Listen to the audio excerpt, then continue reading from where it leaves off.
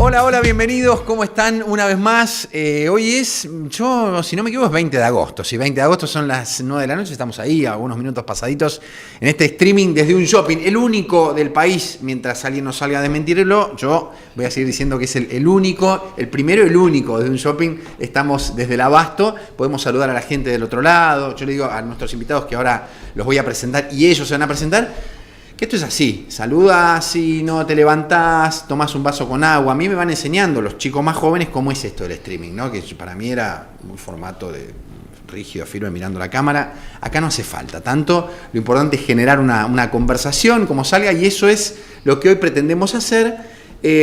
Con dos colegas, vamos a hablar un poco de todo. A mí me interesa hablar de política con ellos un poco, pero no aburrirlos con la política. Yo tengo la sensación de que la política en algún punto aburre. Ellos son apasionados de la política, les encanta. De la política, de la investigación, se salen un poco de la ruta más clásica del periodismo, del análisis político.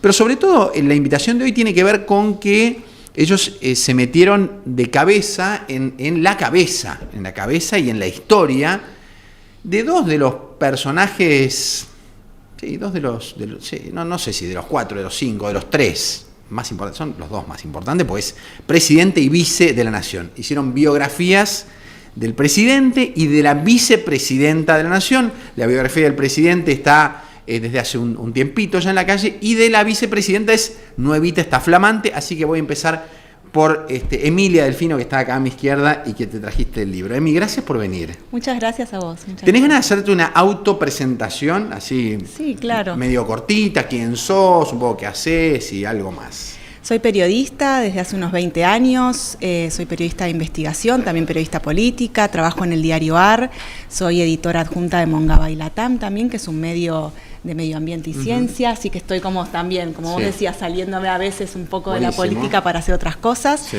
Este es mi tercer libro, pero es el primero que hago sola. Los otros dos son en coautoría. Uno es la biografía de Hugo Moyano, El hombre del camión, con Mariano Martín, y La ejecución sobre el triple crimen de General Rodríguez, y La efedrina con Rodrigo Alegre, y soy miembro del Consorcio Internacional de Periodistas de Investigación. Solita esta vez, te largaste y dijiste, bueno, ya estuve acompañada en los otros dos libros, ahora ya me siento fuerte como para largarme sola, un poco así, ¿no? Un poco así, sí, bueno. Es todo un desafío, bueno, Juan también lo sabe, es un desafío hacer un libro sola, cargárselo a espaldas, sí, claro, y la verdad que sí, salió bien. Juan, ¿cómo estás? ¿Cómo te va? Estamos, ¿todo bien? ¿Cómo va? Pensé que íbamos a hablar de Ciclón, ¿no? Podemos hablar de San Lorenzo también un poquito. Emilia me acaba de decir que es hincha de Estudiantes de La Plata, y eso está muy bien. Yo tengo una parte de mi familia que es de Estudiantes, mamá es hincha de Estudiantes, es platense, así que ¿no te asociás vos con Estudiantes? ¿Sos de La Plata? No, soy de Rafael Calzada, pero hay mucha gente de Rafael Calzada que en la época de mi abuelo era de Estudiantes de La Plata, porque iban a la cancha en tren a La Plata y se hicieron en la época en la que el Pincha le iba también muy bien. Se hicieron hinchas de Historia. Hay un vínculo vía Bilardo, ¿no? San Lorenzo Estudiantes, Bilardo sale Estudiantes, después también, se va. Perdón, de San Lorenzo, después se va a Estudiantes, después dirige el Ciclón. No, pero lo que dice Emi de Estudiantes, vos sabés que en los 60, la época gloriosa de Subeldía, mi viejo estudiaba en La Plata también. Y mucha gente del interior del país que fue a estudiar a La Plata, en esa época, claro, Estudiantes era como un boom local e internacional, hicieron hinchas de Estudiantes. Y acá tenemos a Emi Delfino, heredera de esa, sí. ¿Fuiste a la cancha alguna vez? No, todavía no, tengo que ir. Qué lindo. Pues es que hace un tiempo me decía, vos vas y mucho a la cancha. Voy seguido. Vas seguido. Cuando puedo. Un amigo la otra vez me preguntaba si había leído, no sé, tal libro, había visto una película, no sé, no la vi. Entonces me decía, ¿sabes qué? Te envidio mucho.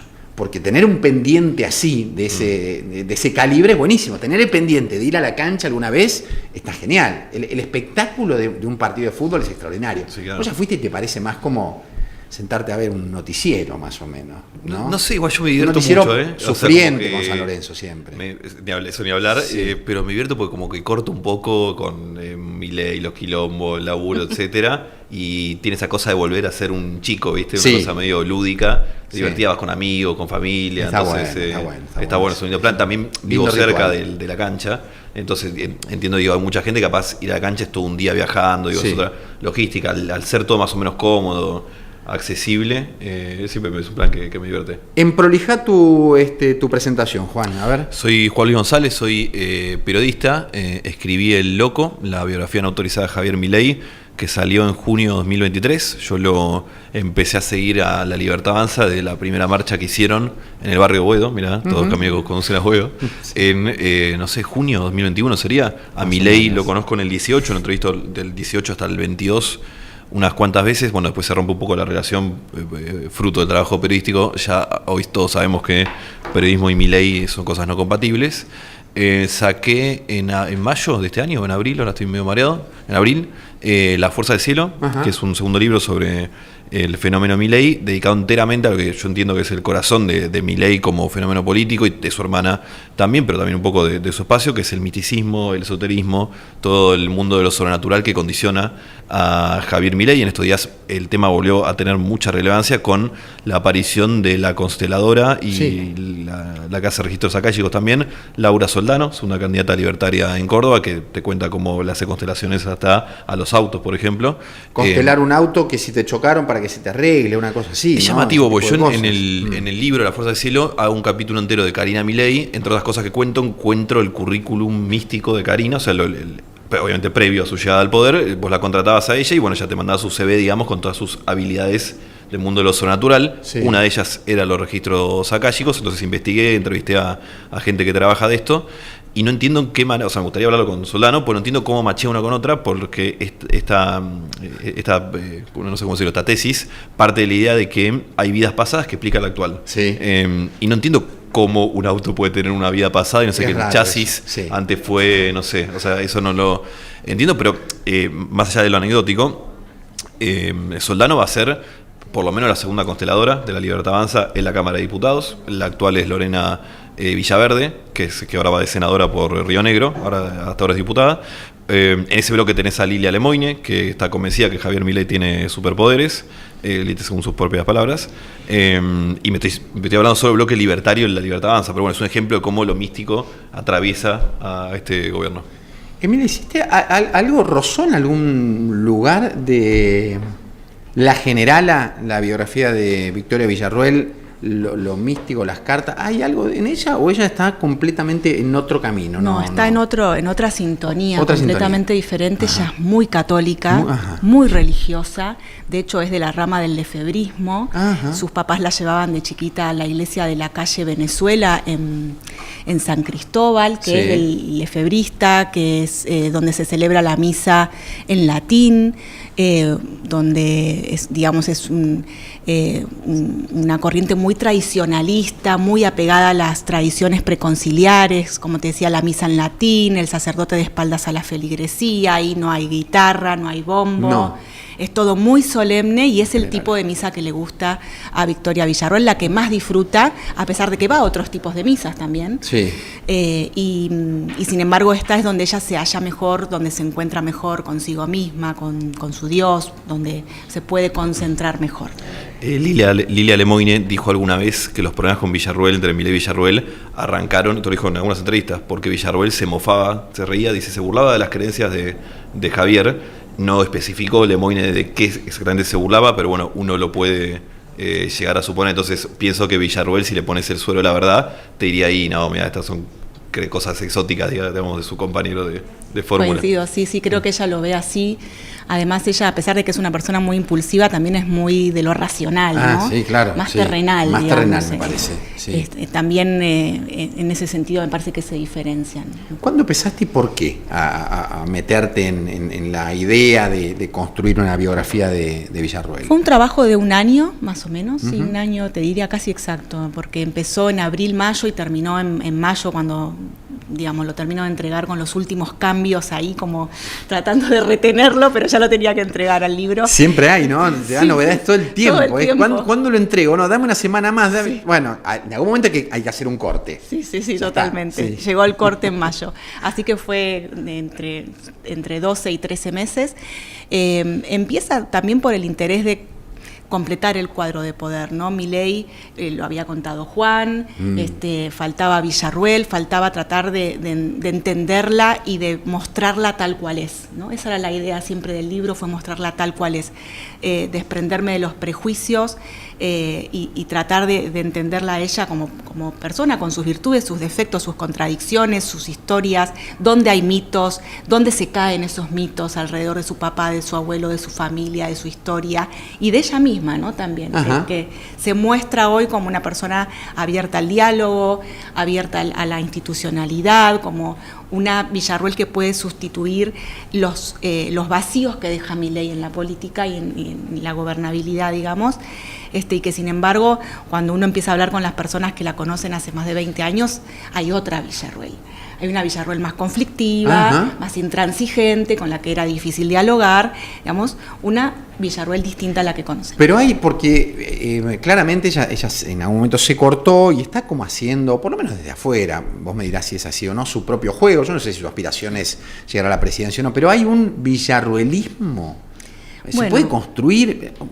Parece como medio difícil, ¿no? Es difícil, es difícil y por eso su equipo actual lo que está tratando de hacer es tratar de ver ahora dónde se reinserta. Ella en La Libertad Avanza ya no hay más lugar para Victoria Villarruel, eso está clarísimo. Bueno, ¿en qué otro espacio político se va a reinsertar?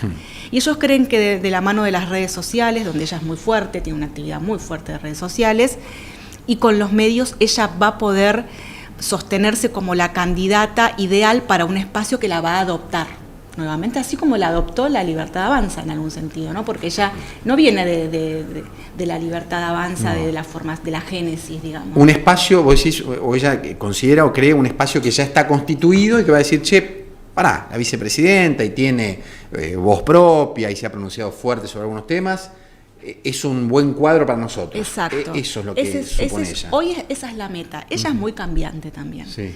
En el último año y medio tuvo 3 equipos diferentes, 4 manos derecha, digamos. Entonces, hoy es eso. Hoy te dicen eso en su entorno. Mañana no sé con qué idea puede ella convencerse, digamos, ¿no? Pero por ahora es eso, es ver dónde se reinserta políticamente. Estamos en agosto de 2025. ¿Cuánto hace que no habla con Milei o que no tiene trato? ¿Cuándo se rompió todo? Bueno, se empieza a romper todo en la campaña 2023. Se empieza a romper sobre todo cuando ella empieza a exigir la participación en la toma de decisiones en el armado de las listas de la provincia de Buenos Aires especialmente, que era lo que más le preocupaba a ella, lo que más le interesaba.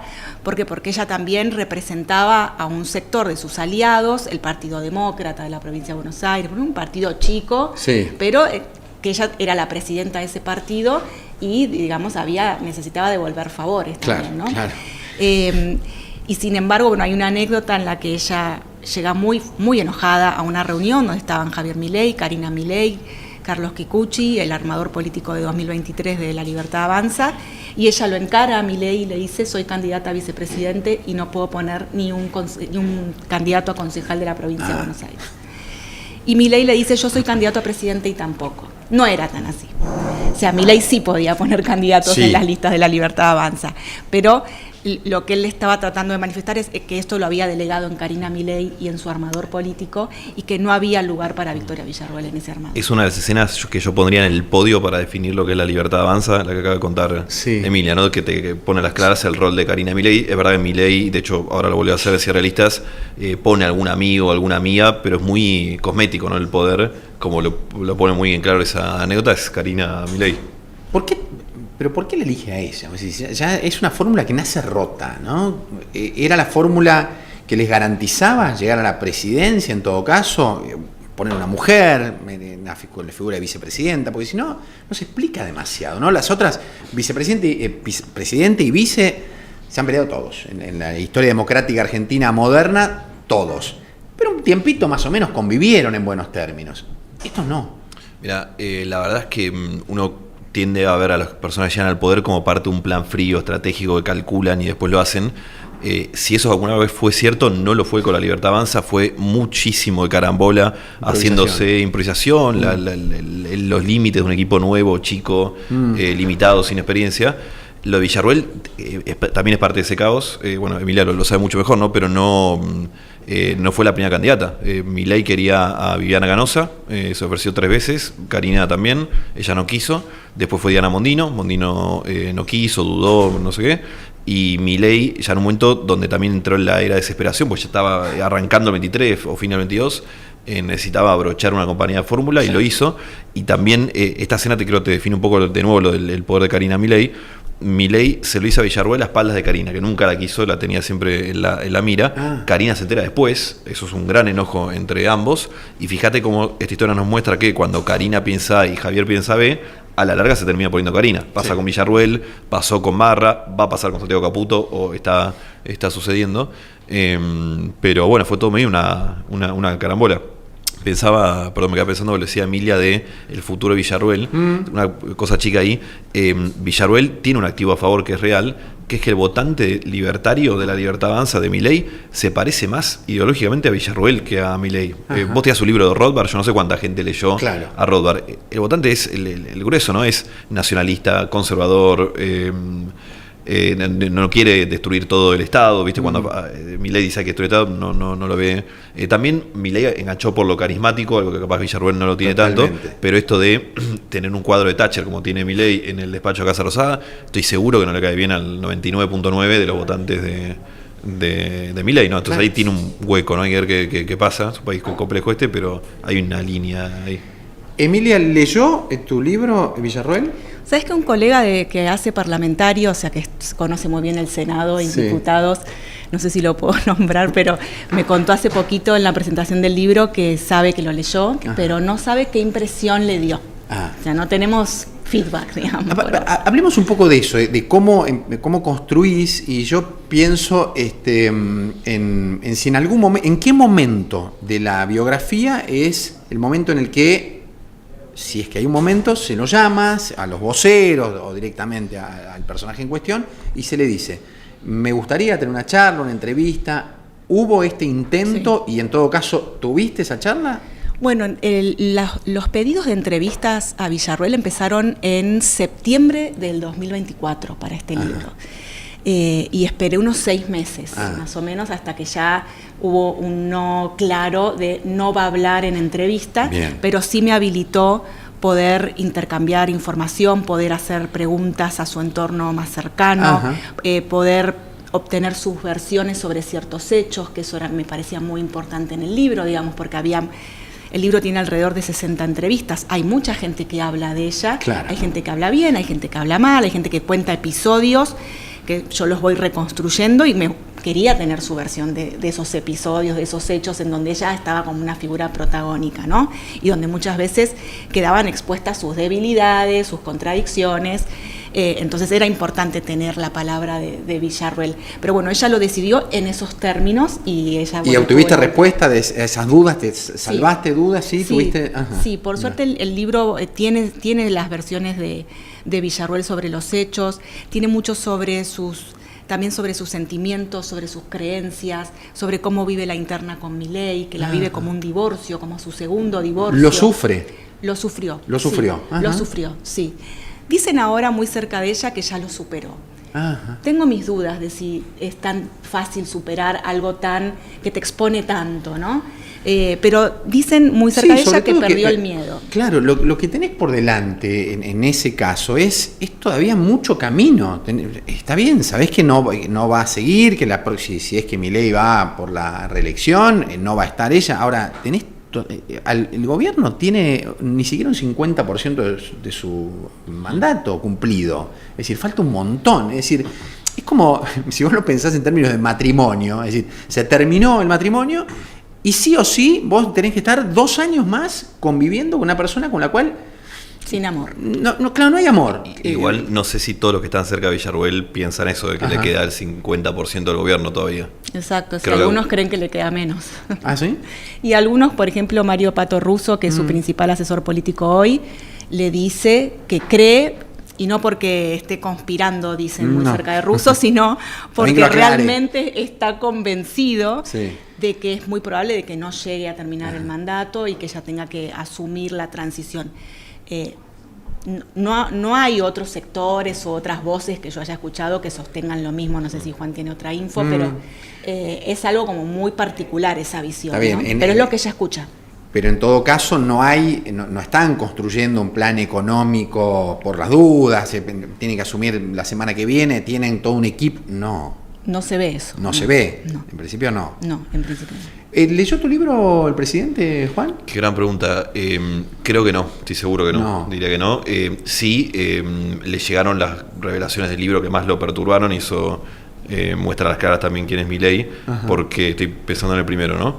En El Loco se contaba cómo Eduardo Urnequian, su entonces jefe, lo empujó primero a los medios, después en la política, cómo había construido toda su carrera académica haciendo plagios, cómo La Libertad Avanza había sacado a lo largo del país a toda la militancia libertaria para cerrar con la casta base, con la resaca a la casta, cómo había vendido candidaturas, cómo el padre había hecho una fortuna de manera irregular, había perdido un juicio por evasión de impuestos, bueno, y podría seguir.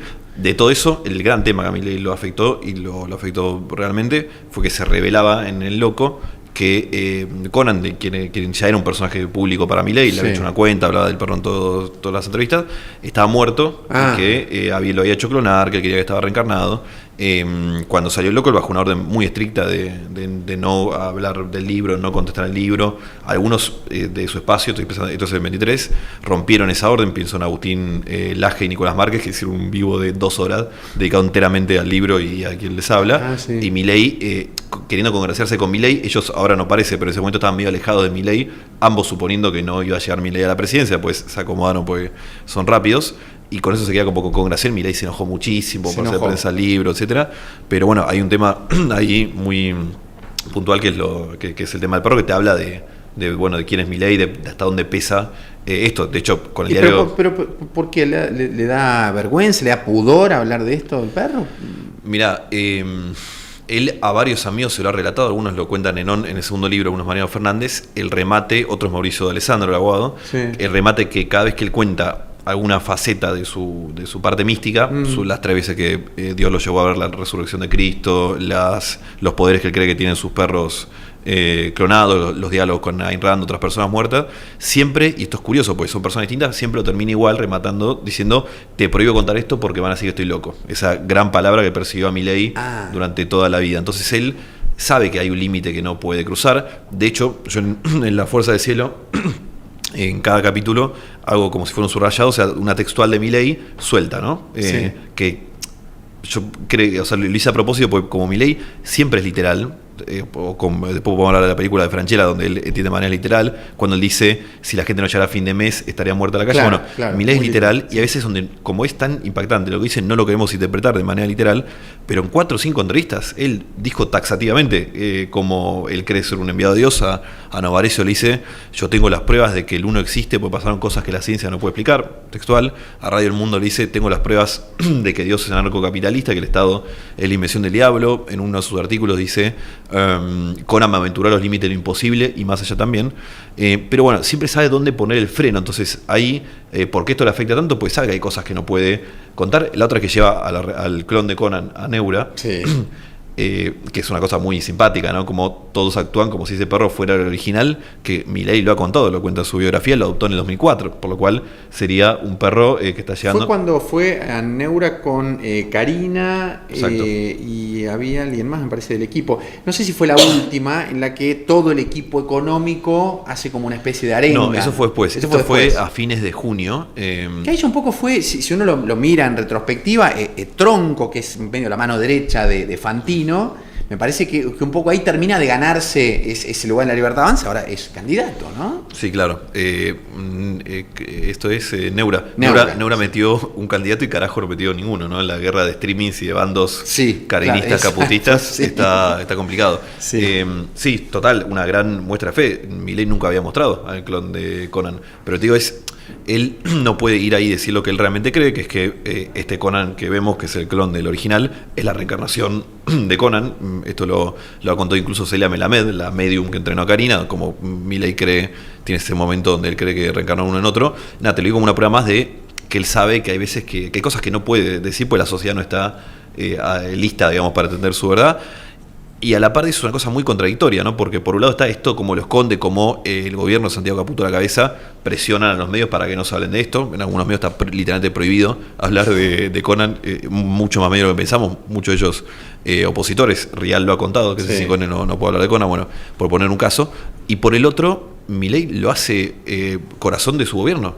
Esto es una lucha al bien contra el mal, la fuerza del cielo, el programa del Gordodán, la misa, inaugura un templo evangélico, va al Muro de los Lamentos 2 veces ya, va a la tumba del Rebbe de Jabal Lubavitch en Nueva York. Su discurso es absolutamente teológico. Nunca vimos así un presidente argentino con un discurso tan fuerte teológico. Entonces, bueno, una cosa muy contradictoria. Bueno, ese es Milei. Milei tiene poca gente, pocos amigos. ¿Qué pasa con Villarruel? Es muy similar. Es similar en ese sentido. Ajá, por donde ha pasado, Villarruel ha dejado muchos conflictos y ha dejado heridos, digamos, ha perdido amistades, muchas amistades. Por su carácter fuerte. Por su carácter, por sus decisiones, también por decisiones que ha tomado en su carrera, que tienen que ver, por ejemplo, con lo que algunos en la derecha o en un sector de la derecha muy vinculados a los militares acusados de delitos de lesa humanidad durante la dictadura creen que ella abandonó la defensa de esos militares. En realidad ella nunca lo abandona, sí lo deja de decir públicamente, deja de ser un discurso que defiende abiertamente. Pero en el libro, por ejemplo, cuento que fines de 2015, principios de 2016, cuando ella ya había dejado de hablar, de defender a los militares acusados por la dictadura, ella forma parte de una campaña para ir a las cárceles y conseguir el aval de los militares, consiguen el aval de unos 200 militares y de fuerzas de seguridad acusados por delitos de lesa para presentar una demanda contra el Estado argentino en la Comisión Interamericana de Derechos Humanos. Ella es abogada. Ella es abogada, ella no firma como abogada, pero ella presenta a los abogados con los militares en las cárceles. Y los acompaña en esas visitas a los militares en la cárcel.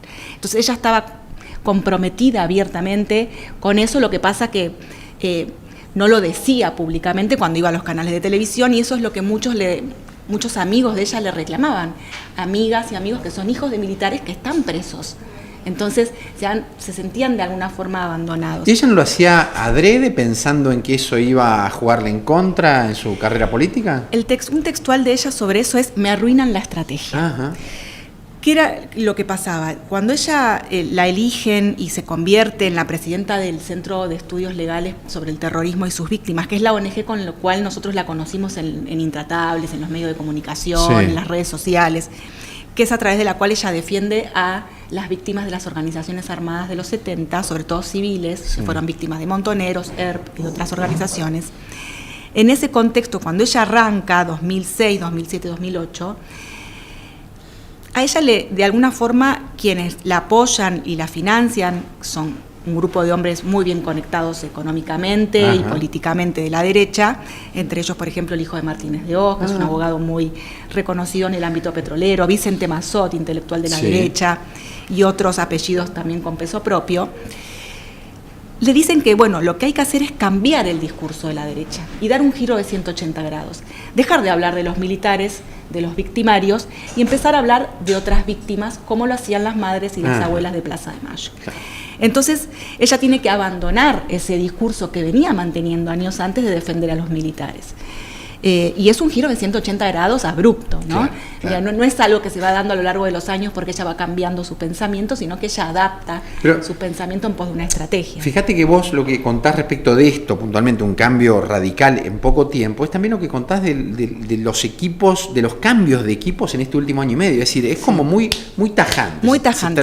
Se terminó y cambiamos mañana. No es tomate un tiempo para pensarlo, no hay gradualidad. No hay gradualidad, y en el medio muchos heridos. Digamos, 4 manos derechas en 1 año y 8 meses. Es mucho para un político, digamos, y mucho para un empresario también, es mucho para cualquiera.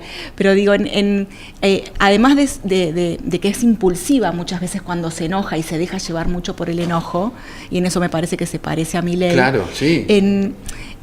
También hay... en la política me parece distinto a lo que ella venía manteniendo en esa línea que mantiene durante 20 años con su ONG.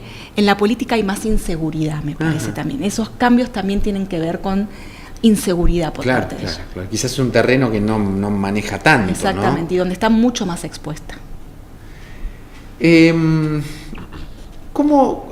Vamos a hablar un poco del periodismo hoy. Juan, ¿cómo estás viendo un periodismo distinto? ¿Cuánto hace que ejerce ese periodismo vos? Me recibí de TEA en el 2013. 2013. En el 16 entré a la revista de noticias donde todavía trabajo. Lo de Milei en un punto vamos a ver el vaso medio lleno. Sí. Es positivo porque el hecho de que alguien que tiene evidentemente un tema con el autoritarismo, con la democracia, como sucede con la nueva derecha en general, haya elegido como gran enemigo al periodismo, bueno, es una cosa medio la gran Sancho. O sea, evidentemente hay cosas que molestan, que lo interpelan, y de hecho a lo largo de este tiempo de año y medio de gobierno, varias investigaciones periodísticas se hicieron mella y penetraron en el debate público. Entonces, por ese lado, es medio positivo. Peor, si se quiere, es lo de Karina Milei, que ni siquiera se enoja con los periodistas, ni lo registra, no le entrevista. Lo contrario al amor no es el odio, sino la indiferencia, ¿no? Entonces ahí, para ver algo medio bueno, hay algo para destacar. Después es tremendo, ¿no? Porque, más allá de las amenazas tuiteras y discursivas del presidente, hay amenazas físicas. Pablo Grillo se volvió a operar el miércoles pasado, hace 5 meses. Sí, eso ya no es una amenaza, es un hecho concreto, real, ¿no? Exacto, exacto, y algo, digamos, que con lo que él va a vivir toda su vida por ir a hacer una foto. Correlato lógico, si vos decís los periodistas son boxeadores, al boxeador se le pega, si vos decís son como un virus, y bueno, al virus se lo termina, bueno, lo lógico es que un día un gendarme que aparte cobra 800 lucas y vos lo estás moviendo por todo lado del país pegándole a jubilado, bueno, algún día se le va a chiflar a uno y va a matar a un periodista o algo por el estilo.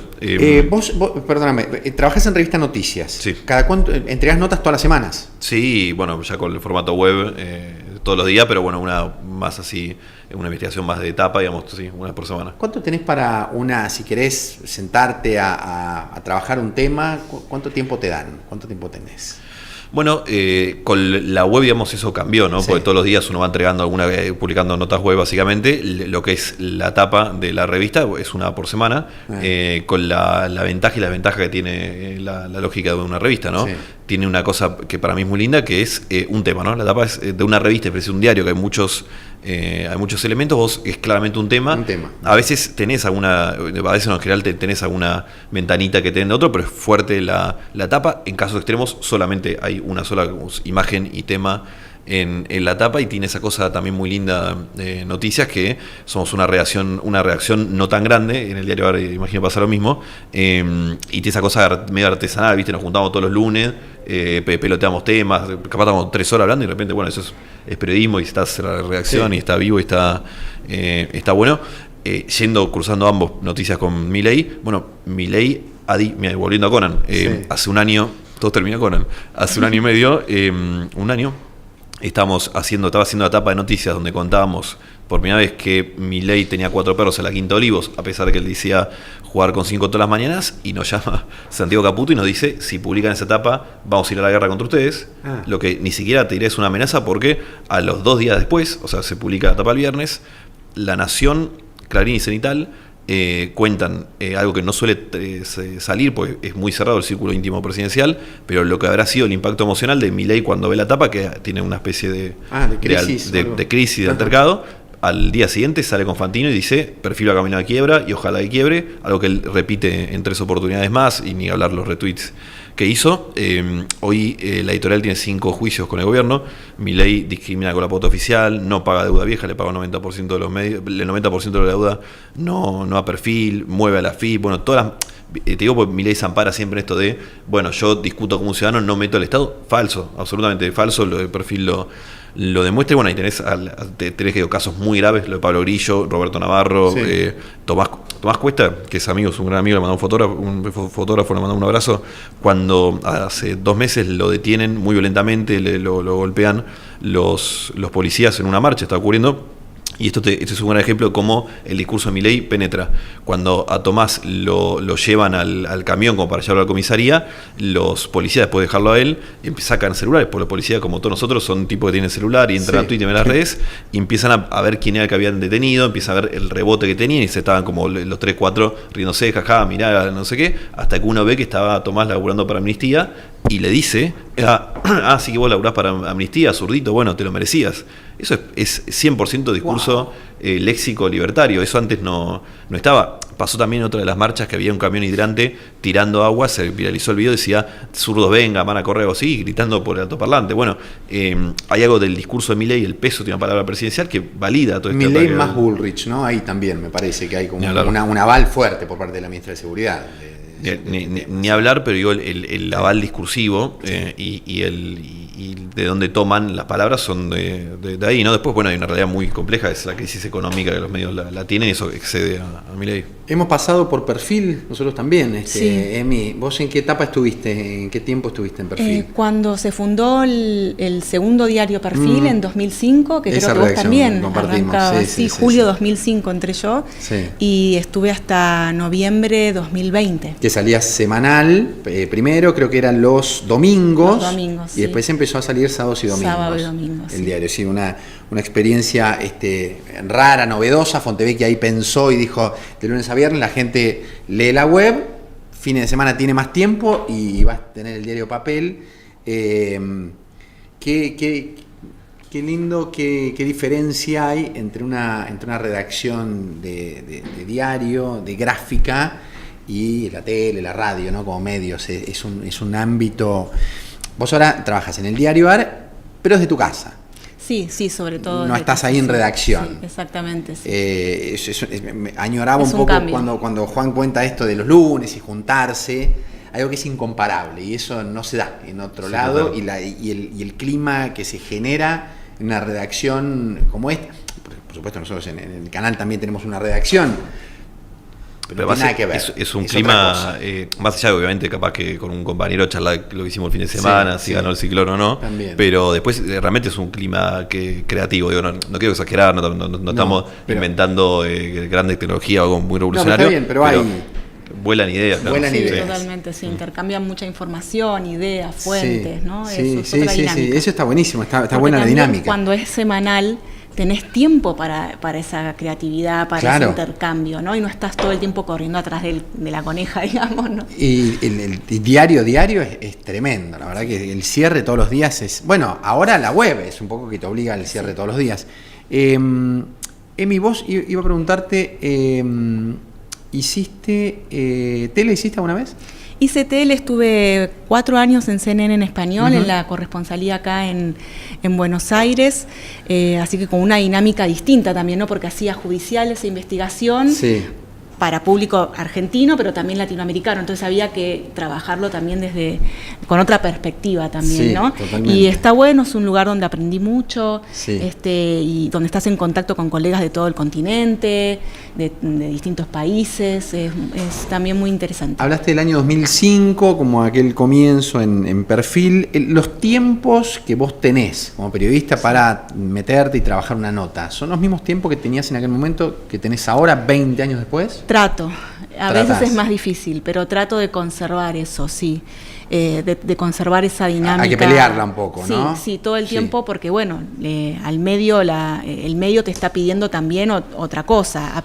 Somos redacciones chicas, somos menos, que cuando estábamos en Perfil. Me acuerdo cuando entramos a Perfil éramos entre todo el equipo, ¿no? Arte, fotografía, escáner, correctores, todos los departamentos que después van desapareciendo o achicándose mucho. Creo que llegamos a ser 100 personas, ¿puede ser? Sí, un montón de gente. Sí, correctores. Hoy creo que el corrector... ¿En Noticias hay corrector? Ya no hay más. No hay más. Hay correctores. Ese es el otro tema, ¿no? Hay un gobierno que aprieta, pasa en todo el mundo, pero después también en la situación económica de todos los medios, digo, es compleja, y en un puntito también complica el laburo periodístico. Esto de tener tiempo, que es la gran variable capaz entre una buena nota y una nota mala, una nota promedio. Bueno, cuando uno tiene 3, 4 trabajos, como tenemos todos, a veces se conspira. Emi, ¿tele mirás algo o no? Poco. Poco, sí. Estoy más enchufada, hoy el teléfono nos consume muchísimo, creo que me informo mucho por el teléfono y también por la computadora, digamos, pero voy a cosas muy puntuales. Y sabes que escucho mucho también podcast informativos. Por ejemplo, editoriales periodísticas que después están en podcast, eso también está bueno eso me parece que está muy bueno, que aparte escucharlo al periodista haciendo el análisis es muy rico para mí, me transmite información extra, digamos, ¿no? Está bueno eso. Está interesante, sí. Sí, la tele se ha tornado difícil de ver, ¿no? De seguir, a menos que vos, que haya un lío en la plaza, entonces vas y ponés lo que está pasando en vivo, pero ¿vos cómo te llevas con la tele, con los noticieros y con los programas políticos? Nunca vi mucho y históricamente en general consumo más así on demand. Estoy pensando que la tele le debe estar pasando lo mismo, estábamos charlando recién, ¿no? Que haya o que no genere el presupuesto general en otro momento, también va cortando la posibilidad de productos novedosos. Ahora salió el de Pergolini, yo no lo estoy viendo mucho, pero entiendo que hay una apuesta ahí al menos de hacer algo nuevo, pero no suelo consumir eso donde más, o sea, el corte en YouTube, en Spotify, sea o entrevistas o editoriales, te diría, no, creo que no consumo así ningún programa me lo pongo y lo escucho entero, digamos, sino todo el corte, la entrevista, la editorial, la y en todo caso, si estás con eso, estás con el teléfono al mismo tiempo, ¿no? Si es para tener algo de fondo, es la radio más sí. Claro. Radio sí, un poco más, bastante más diría.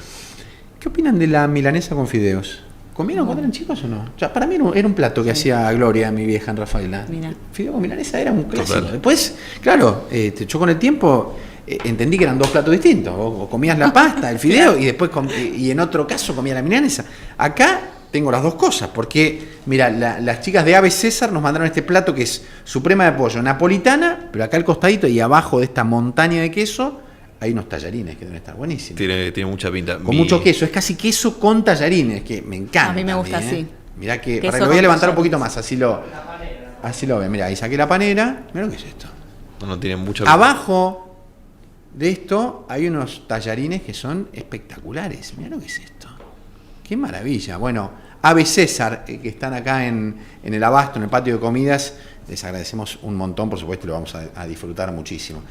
¿Comida favorita, plato? ¿Qué es lo tuyo? Lo que más me gusta son los ravioles, a la boloñesa te diría, pero porque me gusta mucho lo que representa, además de que es muy rico, es el asado, ¿no? El asado con amigos, con familia, que es una tradición de todos los fines de semana. ¿Choripán sí o no en la cancha? ¿O algo en la cancha? No, antes somos muy cabuleros todo el grupo y hay un recorrido que hacemos para la cancha que es siempre el mismo y siempre pasamos por el mismo local de patis con la misma persona que nos vende, etcétera. Perfecto, un pati que está garantizada la salubridad, todo. Está perfecto. Emi, ¿vos qué te gusta? Uy, cosas que haga mi abuela. Oh, mi abuela mirá. Leli, mi abuela paterna, sí. Mi abuela materna ya no la tengo, también cocinaba muy bien. Sí. La abuela hace unos canelones. ¡Ay, qué de rico! ¿Vos cocinás o ricota no? No mucho. ¿Cómo hemos No perdido? mucho. ¿No? Como en algún momento en nuestra generación se ha cortado un En poco general, esa de periodismo y el mundo culinario, hasta donde veo yo, no suelen machear no se mucho. llevan muy bien, ¿no? No, somos más de algo rapidito, ¿no? Sí. Así. Total. Sí. Yo, Juan no, pero vos y yo sí, porque arrancamos en la misma época en Perfil, hemos cobrado parte de nuestro sueldo en ticket. Me acuerdo. ¿Te acordás? Ticket restaurant. Sí. Sí. Íbamos a comer ayer. Nos aprovechábamos mucho. El edificio de la Almuerzos. prensa, ahí frente a Perfil, al piso, no sé cuánto era. Y claro, y parte de Y eso. pagábamos con los tickets. Sí. Fíjate vos que ese era el lancho antiguo. ¿Uno de esos era un negocio en Moyano? ¿Alguno de esos? Me ¿Sabés que parece. no sé? No sé porque No me tengo acuerdo idea de que eso. en algo ahí Moyano mordía, porque estaba a la gente que nos mira y que no tienen la menor idea, había ticket restaurant, que era parte del sueldo, te lo pagaban en tickets. Hubo una gran discusión para sacarlos e incorporarlos al sueldo en un momento, pero hasta ahí, te diría 2006, 2007, quizás 2010, parte del sueldo iba en... Sí.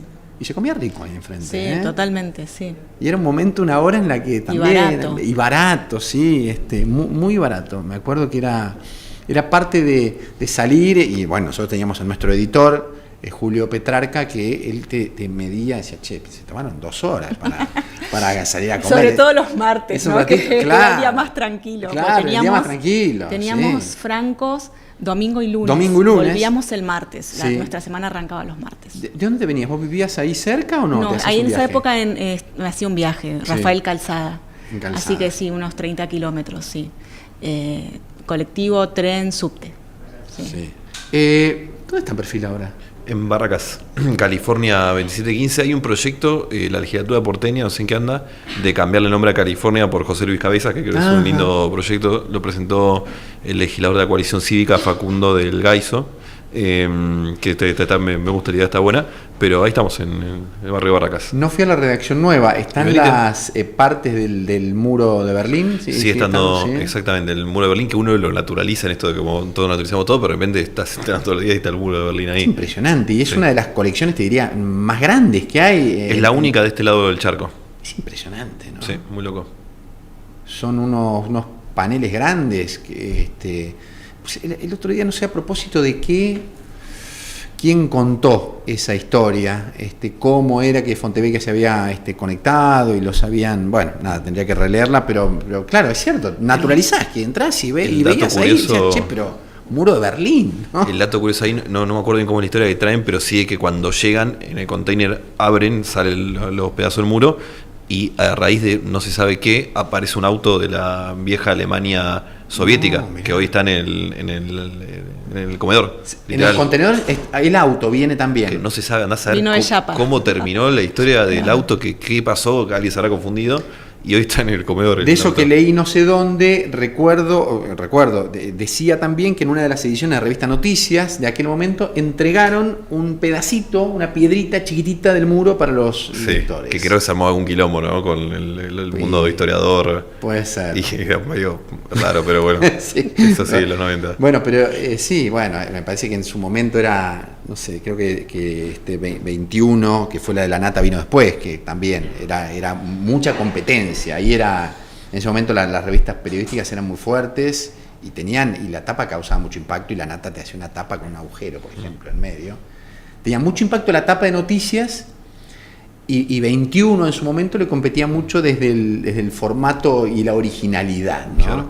Lo que tiene es medio loco como con las redes encontró como una nueva vida. El hecho de que la tapa es una imagen. De nuevo, el diario hay mucho texto, la tapa es una imagen y un título. La tapa de noticias era tapa de Clarín, tapa de noticias. No sé cuánto dejó de aquel peso fuerte que tiene en un momento. Sí, se claro, mucho, ¿no? Lógico, también han cambiado los tiempos, sí. Hay mucha más competencia. El periodismo no tiene el lugar, creo que tenía en los 90, que era esa cosa del paladín de la justicia. Sí, totalmente. Sí. Y el fotoperiodismo también, ¿no? Perdió también su lugar, que ayudaba mucho al impacto también, ¿no? La foto. Sí. ¿Usan redes ustedes, Emi? ¿Vos usás redes? Uso redes para el trabajo, como usuaria, digamos, ¿no? Como consumidora, sí, capaz lo uso para informarme también. ¿Para comunicar? Para comunicar lo uso sobre todo Twitter, Instagram, para comunicar mi trabajo, digamos, para cuando hago una nota o cuando sale el libro. No lo uso para opinar, no me hallo yo, no me hallo. Y después noto, estoy como un poco alejada de X, ¿no? De Twitter, noto mucho ruido que no es lo que yo estoy buscando cuando me conecto a la red. Claro. Yo estoy buscando información y me aparecen cosas que no sigo, que no cambió mucho, la era Elon Musk ahí lo cambió mucho, porque cambió el algoritmo y ya antes estaba como más ordenadito, ahora te aparece cualquier cosa, es raro. ¿Vos cómo te llevas con las redes, Juan? Si fuera por mí, yo viviría, en cuanto a lo periodístico, viviría hace 100 años un diario, una revista una por semana sin redes. Dicho eso, Twitter me gusta, soy medio un gordo tuitero, porque en el fondo es texto, que es un material que conozco, una materia prima más o menos conozco y trabajo, que cambió muchísimo Twitter, de que agarró Elon Musk, octubre del 22, ahora se cayó el 25% de usuarios únicos y lo reemplazaron bots, lo que te cambia absolutamente el algoritmo, también la lógica del Twitter pago, también que en esta idea contramano a lo que dice Milei de sacaste el intermedio, ahora gente es libre. Bueno, no, todos los bienes de plataforma tienen una posición política clara. El caso de Elon Musk, que fue funcionario de Trump, ni siquiera lo tengo de mostrar, hay que darle mucha vuelta. Entonces también tienen su juego en las redes, pero también para seguir al mundo libertario es la unidad básica de ellos, el Twitter. Entonces ahí hay mucho, pero me divierto. Yo, de hecho, tuitearía mucho más y sería mucho más no sé, informal si se quiere, si no fuera por una cosa periodística, pero me tengo que contener a veces. Vos, la profesión, ¿cómo la ves? ¿Estás un poco peleada con la profesión cuando ves un poco a muchos colegas haciendo cosas que vos de ninguna manera harías? ¿Cómo te llevas con eso? Estoy en un momento en el que me parece que estamos en crisis hace mucho. Siento que estamos a veces desconectados de las audiencias y de los lectores, de la gente, ¿no? Como que tenemos que encontrar la forma de evaluarnos mejor a nosotros mismos, qué hicimos mal, cómo deberíamos hacerlo para reconstruir esa relación, esa conexión con la gente, volver a tener la impronta que teníamos hace 20, 30 años, ¿no? Y que no es solo, tiene que ver mucho con la crisis económica de los medios, obviamente que sí. Tenemos periodistas que a veces tienen 5 trabajos, digamos, y poco tiempo para hacer cada uno de esos trabajos. Pero con Mongabay Latam me conecté. Es un medio, es de Estados Unidos, pero tiene divisiones en América Latina, que es donde estoy yo, en África, en Asia, y es medio ambiente y ciencia, donde la política sigue estando. O sea, todo lo que tiene que ver con las decisiones que toman los gobiernos tiene que ver con medio ambiente y ciencia, y las decisiones que toman muchas empresas y actores de poder también, está desde la conexión desde el crimen organizado hasta las grandes empresas, digamos. Sí. Vos sabés que me ayudó a reconectarme, como una faceta nueva, ¿no? Una temática nueva, una problemática que yo venía abordando muy de a poco, acá desde lo local, y la verdad es que me ayudó a reconectarme. Qué bueno eso. ¿Cómo ves vos, Juan, el rigor con el que se trata la noticia hoy en muchos casos? Eso de chequear y 2 fuentes o más y no publicar y esperar un poco, no ser el primero, pero ser sí el que cuenta la verdad o el que lo trata de contar lo mejor, lo más riguroso posible. Es un momento complejo. Algo recién decía Emilia, ¿no? Esto de que la malaria que hay es mucho más barato, o sea, ya ni siquiera en cuarto de ética periodística, es mucho más barato hacer una editorial, que es una cámara, un micrófono y alguien editorializando, y que capaz mide, pienso, grandes editorialistas de ambos lados de la grieta, que mide mucho más que una investigación periodística que te come tiempo, recursos, investigaciones, complejo de explicar. Cambio, alguien enojado gritando funciona mucho más en este momento. De hecho, no casualmente así llegó el presidente a donde llegó, entonces ahí hay algo muy complejo. Después, no hay que inventar la rueda, está todo inventado. El periodismo bien hecho es el mismo periodismo bien hecho de hace 100 años, creo yo que va a seguir siendo el mismo periodismo bien hecho dentro de 100 años. El gobierno de Milei, en las cosas que se le puede poner positiva, es muy rico para el análisis, si se quiere. Este fenómeno de la nueva derecha es impactante, es realmente transformador y está sucediendo en todo el mundo, entonces también habilita libros como el de Emilia, ¿viste? Como lo que hice yo, que esto es una experiencia nueva también para mí. Escribir eso para mí me abrió todo un camino con la profesión muy increíble. De hecho, ahora vengo a publicar La Fuerza del Cielo hace 3 meses y ya me está picando el bichito de, me quiero sentar a escribir algo más largo que lo del día a día, de la semana. Pero bueno, no, obviamente no es el mejor momento. Hay periodistas que se embanderan en el periodismo y después hacen militancia. Eso lo vemos mucho hoy con el gobierno de Milei. ¿Se puede ser periodista oficialista? ¿Sí? ¿Es compatible? Yo creo que no. Yo creo que no. Bueno, no quiero, tampoco soy Rodolfo Walsh ni algo por el estilo, ¿no? Pero si me preguntás a mí, en mi humilde opinión, creo que no, que es incompatible. Diría que el periodismo partidizado es medio incompatible y el periodismo oficialista ni que hablar. Y sobre todo en esta época, ¿no? De donde no hay, no nos podemos poner de acuerdo ni siquiera en si la Tierra es redonda o es plana. Se supone que, a propósito de lo que dice él, el periodismo está para contar lo que el poder no quiere contar. Sí, un poco esa sería como la base, ¿no? Se supone, exactamente. Y siempre mantener el espíritu crítico también, ¿no? Eso me parece importante, que es lo que hace chocar, como decía Juan, con el periodista oficialista, digamos. ¿Cómo puede ser oficialista y crítico a la vez? Claro. Digamos, el periodista puede tener las ideas políticas y partidarias que quiera, digamos, como cualquier ciudadano, pero después mantener el espíritu crítico es lo que lo transforma, creo, en un mejor periodista. Y es con respecto a todos los poderes, no solo al poder político, al poder económico, a los poderes enraigados en nuestra sociedad, ¿no? También. recomendamos La Generala. ¿En cuánto tiempo se lee?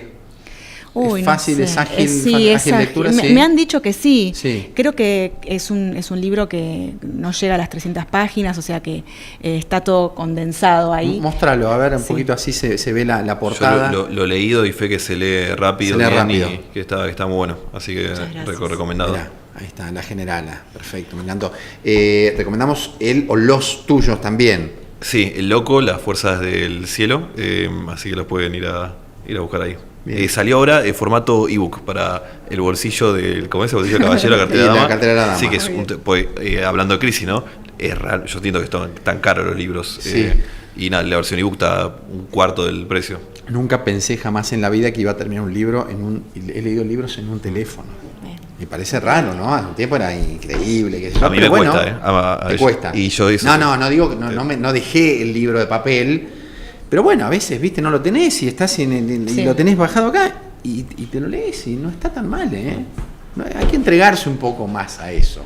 No voy a abandonar la lectura y el placer de esto es una maravilla, lo tenés y lo subrayás y el olorcito al libro es divino, y los tengo ustedes acá que han publicado libros, que es lo mejor que hay. Pero para mí hay que leer, ¿no? Sea donde sea, como sea. Y el tuyo en ebook sí va a salir, Sí, electrónico también está. Sí, ya está, sí, también. Bueno, Sí, entiendo que sí. bien ahí, perfecto. Y después vendrán las traducciones y todo lo demás. Bueno, hay que No ver sé si le a dónde interesa al termina público. Milei, ¿no? Hay que ver. Claro, si termina de emperador del continente, seguro que terminamos haciendo traducción en todos los idiomas. Bueno, ahí está. Chicos, gracias por venir. Muchas gracias. Un placer enorme. Igualmente. Juan González, Emilia Delfino, colegas, y la verdad que es hermoso. ¿Ganamos compartir el con finde? ustedes. El finde ganamos, creo que ganamos, sí, ganamos. Importante. Hablando de San Lorenzo, por supuesto, ¿no? Así es. Es lo importante. Lo guardé para el final de la charla. Ahí está. Bueno, gracias a la gente de Ave César. Ave César, gracias por la comida, por supuesto, y a todos ustedes por habernos acompañado. El miércoles que viene, a las 9 de la noche, en este streaming desde un shopping, el único del mundo, nos volvemos a encontrar en La Burbuja. Chao.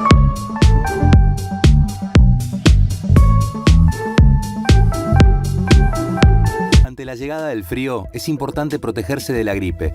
Si estás embarazada, vacunate. Si tu hijo tiene entre 6 y 24 meses, vacunalo. Si tenés 65 años o más, vacunate. Saca turno en buenosaires.gov.ar/gripe. Buenos Aires Ciudad. Lo importante es que tengamos conciencia.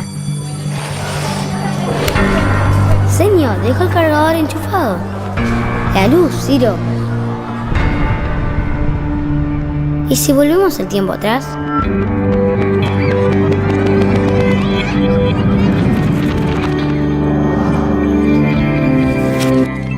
Sí.